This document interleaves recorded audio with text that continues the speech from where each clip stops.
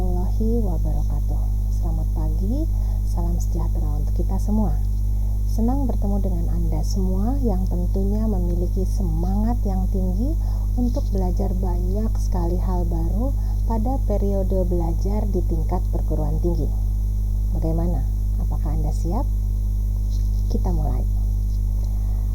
Kami ingin mengucapkan selamat atas keberhasilan Anda melewati berbagai ujian yang cukup panjang hingga akhirnya Anda berhasil diterima sebagai mahasiswa di Fakultas Peternakan Universitas Hasanuddin. Selamat datang di kampus calon peternak modern Indonesia.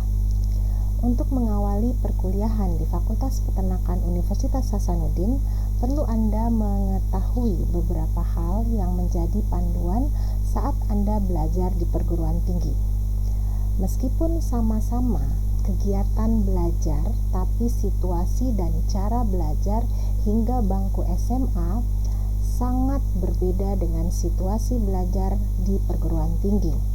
Status yang tadinya Anda seorang siswa sekarang sudah berubah menjadi mahasiswa. Hal tersebut tentunya sangat erat hubungannya dengan semangat dan cara belajar, cara bergaul dengan teman, kakak kelas, dengan dosen juga berbeda dari sudut kemandirian, kreativitas, tanggung jawab, dan tentunya tujuan yang ingin dicapai. Setelah Anda dinyatakan lulus ujian saringan masuk perguruan tinggi, lalu Anda memutuskan untuk daftar ulang dan menyelesaikan seluruh prosesnya, akhirnya Anda sah menjadi mahasiswa baru di Universitas Hasanuddin.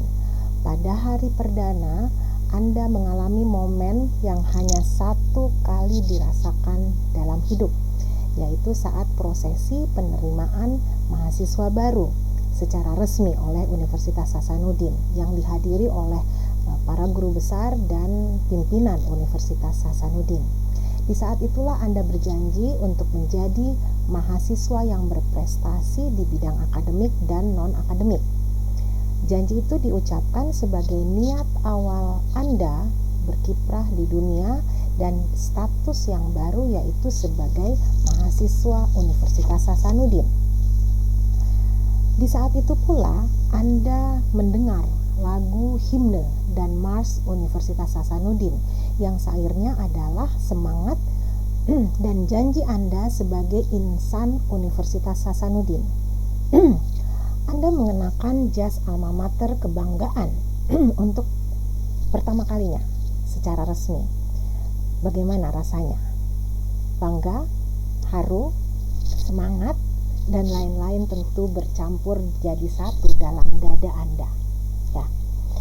Kemudian semoga mungkin 3,5, 4, 5, 6 atau mungkin 7 tahun yang akan datang, Anda akan bisa kembali hadir pada acara yang hampir serupa, yaitu dihadiri oleh banyak mahasiswa, para guru besar, pimpinan Unhas, tapi kondisinya berbeda. Hari itu adalah hari Anda diwisuda, menjadi seorang sarjana. Saat itu Anda tidak lagi mengenakan jas alma mater yang berwarna merah dengan lambang ayam jantan di dada, tapi Anda mengenakan jubah toga sarjana karena saat itu Anda dikukuhkan menjadi seorang sarjana. Ya, sarjana peternakan. Janji dan semangatnya pasti beda, tapi tetap momen tersebut menjadi momen bersejarah bagi Anda dan keluarga. Sekarang bagaimana caranya agar Anda bisa menjadi mahasiswa yang sukses dan berprestasi? Caranya adalah Anda harus memulai dari anak tangga yang pertama, yaitu kuliah di semester 1. Dan Anda telah memilih Fakultas Peternakan Universitas Hasanuddin sebagai tempat Anda belajar menjadi lebih hebat dari sebelumnya. Hal tersebut tentunya atas izin dan kehendak Tuhan. Oleh karena itu, Anda harus manfaatkan sebaik-baiknya. Beberapa contoh yang sudah kakak-kakak Anda lalui dan rasakan karena mereka memanfaatkan kesempatan dengan cerdas. Mereka dapat meraih berbagai prestasi akademik dan non-akademik dari berbagai lomba yang mereka ikuti, baik tingkat regional, nasional, maupun internasional. Bila Anda tertarik, silakan berinteraksi secara aktif dengan kakak-kakak yang tergabung dalam berbagai unit kegiatan yang ada di fakultas maupun di universitas. Sekarang kita kembali pada pengenalan mata kuliah pengantar ilmu peternakan, ya. Pada semester 1, mata kuliah pengantar ilmu peternakan akan mengawali perkenalan Anda dengan keilmuan peternakan yang akan Anda geluti dan pelajari selama beberapa semester ke depan. Mata kuliah pengantar ilmu peternakan merupakan mata kuliah wajib yang harus dilulusi.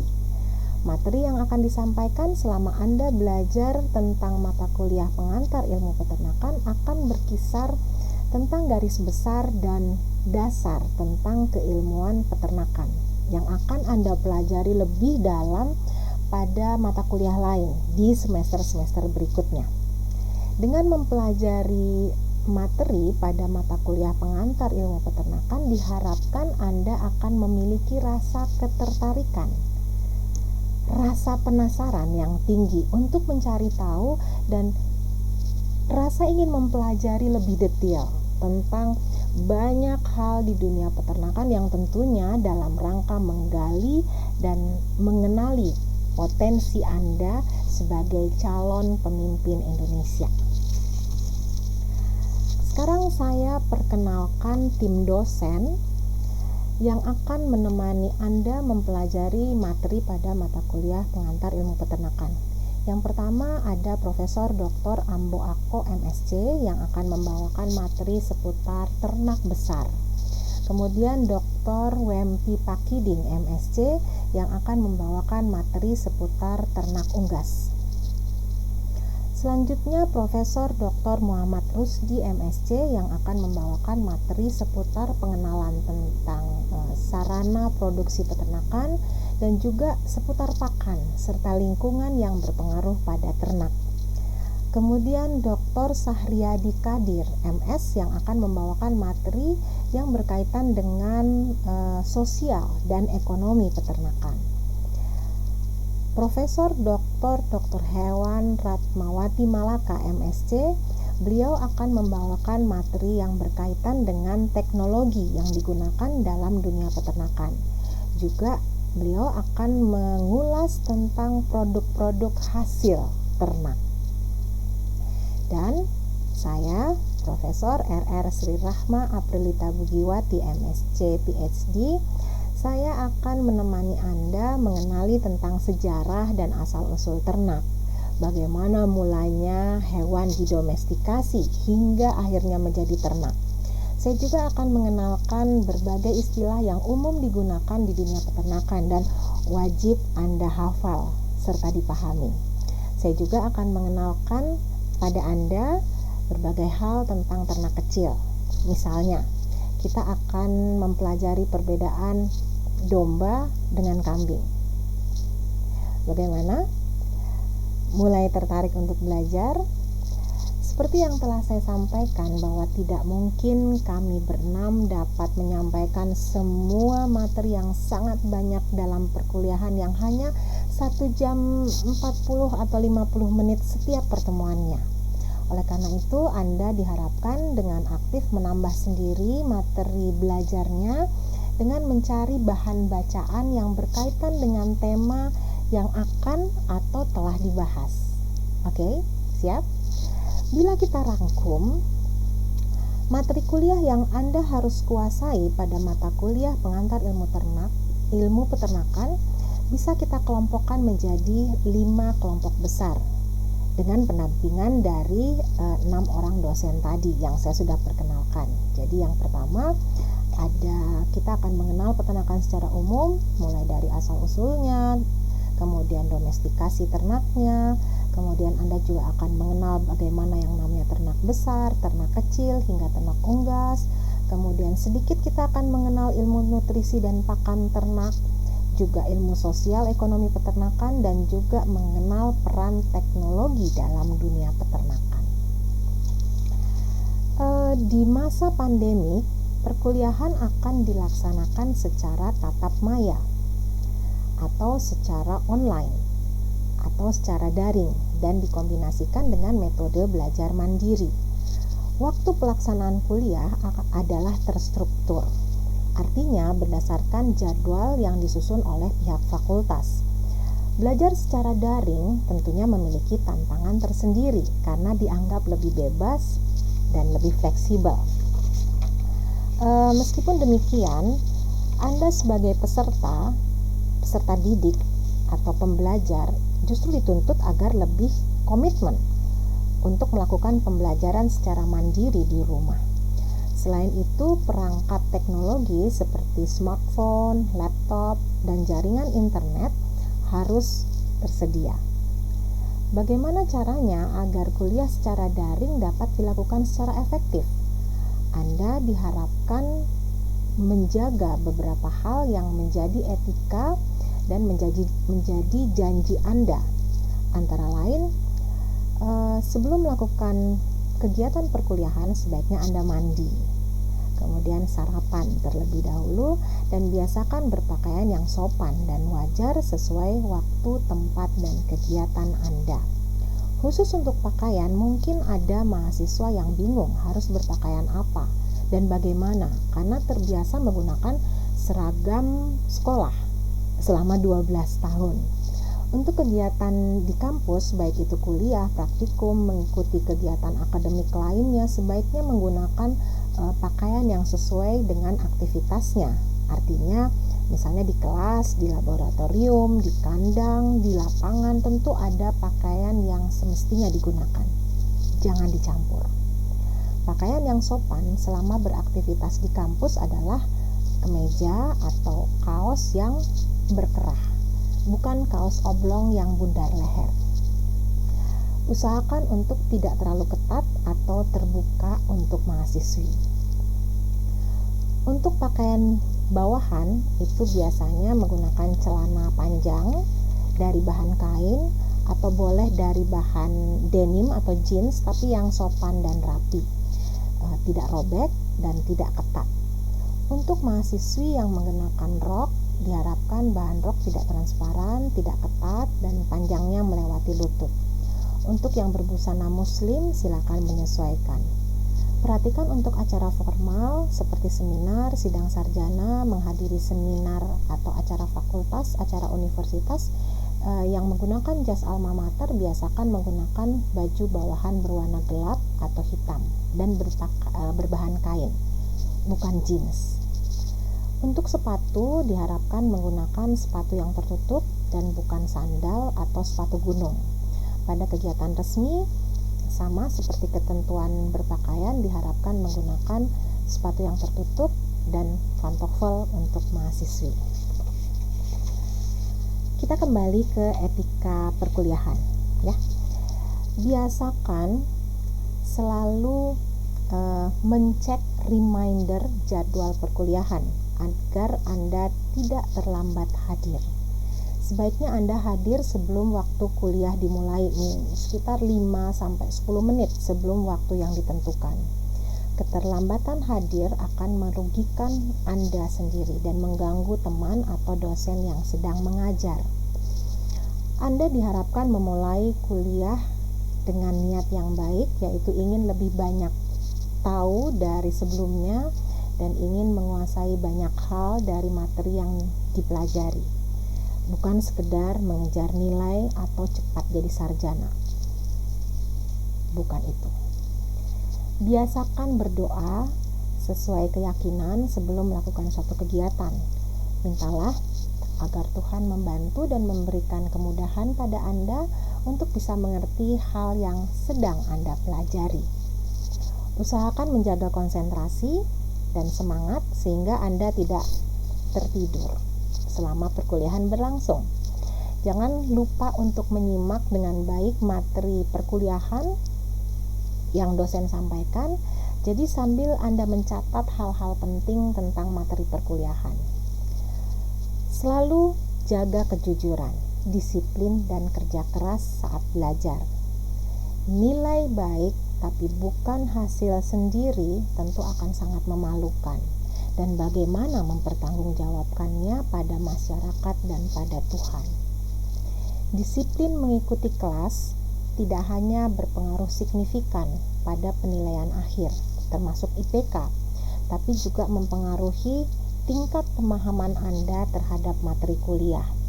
Jadi kalau Anda tidak ingin dicap sebagai mahasiswa yang hanya berstatus mahasiswa saja, maka Anda harus mampu menyerap ilmu sebanyak-banyaknya. Ingat, tidak ada keberhasilan yang datang tiba-tiba. Semua pasti hasil kerja keras dan perjuangan. Yakin hasil tidak akan mengkhianati usaha. Selanjutnya, biasakan mengikuti suatu proses kegiatan kuliah hingga selesai, karena tentu berhubungan dengan kelengkapan informasi yang akan Anda dapatkan, selain tata krama yang harus selalu Anda jaga. Jangan lupa mengerjakan tugas, PR, dan mengikuti kuis dengan jujur. Biasakan serius saat belajar. Ada waktunya bermain, jadi jangan dicampur adukkan. Untuk kelengkapan administrasi akademik, Anda diminta tidak lupa mengisi lembar presensi dan tidak menitipkan pada temannya. Ingat, hal kejujuran yang harus selalu ditanamkan pada diri Anda. Ya. Selanjutnya, kita akhiri tentang etika perkuliahan dengan janji. Mari kita ikuti semua peraturan yang telah kita sepakati. Saya ingin sedikit mengingatkan pada Anda tentang arti belajar ala mahasiswa. Anda diharapkan menjadikan mata kuliah sebagai alat, bukan tujuan. Dalam arti, belajar adalah alat untuk mengerti sesuatu yang tadinya Anda tidak mengerti atau Anda tidak pahami. Jadi belajar bukanlah suatu tujuan untuk menjadi sarjana belaka atau tujuan untuk mendapatkan nilai sempurna A misalnya. Ingat, Anda adalah pemain utama dalam proses belajar, baik secara daring maupun luring. Proses belajar artinya proses mengalami. Oleh karena itu, Anda harus melalui semua proses tanpa diwakilkan pada orang lain. Bila Anda melakukan proses belajar dengan benar-benar, sungguh-sungguh, penuh kejujuran, berarti Anda telah melakukan 80% dari proses mengingat yang akan tersimpan lama. Sekarang saya perkenalkan 4 aktivitas pembelajaran ala mahasiswa masa kini yang akan Anda jalani. Ya. Ada 4 bentuk aktivitas pembelajaran. Yang pertama, aktivitas pembelajaran secara tatap muka. Pembelajaran antara pembelajar Anda sebagai mahasiswa dengan pembelajar kami sebagai dosen terjadi pada waktu dan ruangan yang sama.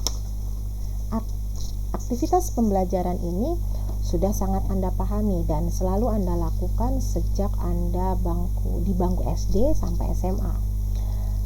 Saya dan Anda ada dalam ruang dan waktu yang sama. Kita sama-sama membahas materi ajar. Yang kedua, aktivitas pembelajaran secara tatap maya.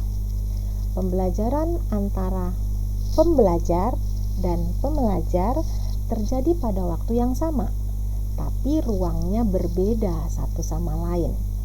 Kondisi inilah yang akan kita lakukan pada saat kuliah berbentuk daring, pada jadwal jam kuliah yang sudah ditentukan.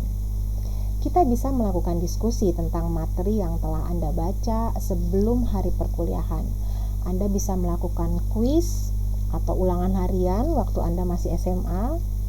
Anda bisa mengerjakan soal, dan kegiatan ini bisa menggunakan fasilitas sekolah atau Zoom atau Google Meet atau Google Classroom atau WhatsApp group misalnya, dan lain-lain ya. Selanjutnya aktivitas pembelajaran mandiri. Anda belajar secara mandiri pada waktu kapan saja, tempatnya di mana saja, disesuaikan dengan kondisi dan kecepatan belajar Anda masing-masing. Pada kondisi ini Anda bisa membaca, mempelajari bahan yang diberikan dosen untuk pertemuan yang akan datang, atau membaca kembali hasil belajar yang sudah lewat. Materi bisa berasal dari bahan yang disiapkan oleh dosen, misalnya dosen memberikan PowerPoint, dosen memberikan bahan bacaan berupa PDF misalnya, atau dari jurnal-jurnal ilmiah, atau dari buku misalnya, atau bisa juga dosen memberikan video yang dibagikan melalui berbagai media sosial. Misalnya dosen mengupload materi videonya di Sekolah atau di Google Classroom misalnya, atau di WA, bisa Anda pelajari ya. Kemudian yang keempat adalah aktivitas pembelajaran kolaboratif. Anda bisa belajar di mana saja, kapan saja, dengan narasumber yang bukan dosen pengampu mata kuliah yang sedang dipelajari. Artinya, narasumbernya bisa dosen lain, bisa teman, bisa kakak angkatan, bisa dari praktisi industri. Bisa Anda mengikuti seminar atau webinar, Anda ikut membantu penelitian dosen, magang. Itu semua namanya pembelajaran kolaboratif. Jadi banyak alternatif cara belajar ala mahasiswa masa kini, dan Anda harus cepat menyesuaikan diri dengan kondisi yang mungkin baru bagi Anda ya. Di dunia mahasiswa juga dikenal banyak metode pembelajaran. Misalnya ada metode discovery learning, ada contextual learning, ada self-directed learning, dan masih banyak lagi. Coba Anda cari tahu sendiri apa pengertian dari berbagai metode pembelajaran tersebut, dan coba tentukan kira-kira metode mana yang paling cocok untuk diri Anda. Jangan ikut-ikut gaya belajar orang lain ya. Anda harus pahami bahwa pembelajaran tatap muka bukanlah satu-satunya ruang belajar di zaman now. Artinya dengan tuntutan dan fasilitas IT yang ada sekarang, Anda harus bisa mengoptimalkan 3 jenis ruang belajar lainnya. Bila Anda hanya menggunakan cara belajar tatap muka saja, maka Anda akan tertinggal oleh teman dan zaman. Apalagi di masa pandemik COVID ini sangat tidak memungkinkan untuk kita melaksanakan proses pembelajaran menggunakan cara tatap muka. Untuk memudahkan Anda belajar dengan cara tatap maya, mandiri maupun kolaboratif, ada banyak sekali media pembelajaran yang dapat Anda manfaatkan. Misalnya Anda bisa menggunakan WhatsApp sebagai cara yang paling mudah dan relatif murah, tapi kualitas pembelajarannya mungkin agak rendah dibandingkan media lainnya. Anda bisa menggunakan Google Classroom atau Sekolah dengan bentuk pembelajarannya adalah tatap maya, namun dalam bentuk komunikasi tertulis dan diskusinya bisa juga menggunakan chatting. Media lain yang nampaknya bisa mempertemukan kita tapi tidak secara live atau langsung, yaitu melalui media YouTube seperti sekarang ini ya, atau bisa dalam bentuk video.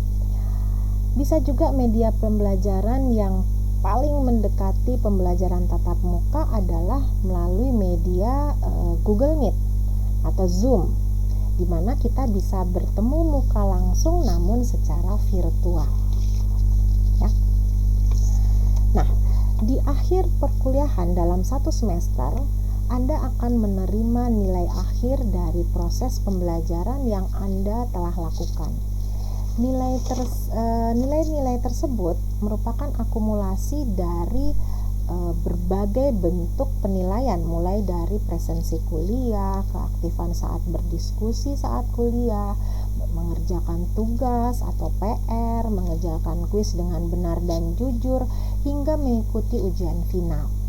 Bila Anda ingin mendapatkan nilai yang baik, tentunya bukan tujuan utama ya nilai itu, artinya Anda harus belajar secara maksimal, melakukan semua prosesnya dengan benar.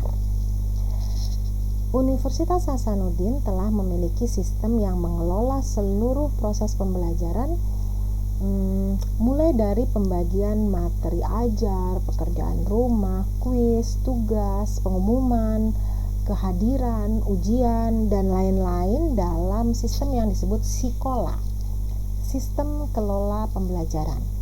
Anda harus cepat mempelajari sistem tersebut sejak awal, karena sistem tersebut akan tetap berlaku dan terus digunakan meskipun masa pandemik sudah selesai dan kita sudah berkuliah lagi secara normal melalui kegiatan tatap muka. Jadi mohon cepat dipelajari cara penggunaannya melalui web Unhas ya.